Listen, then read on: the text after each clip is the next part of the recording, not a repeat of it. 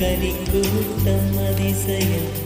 வண்ணத்து பூச்சி உடம்பில் ஓவியம் வெள்ளதிசயம்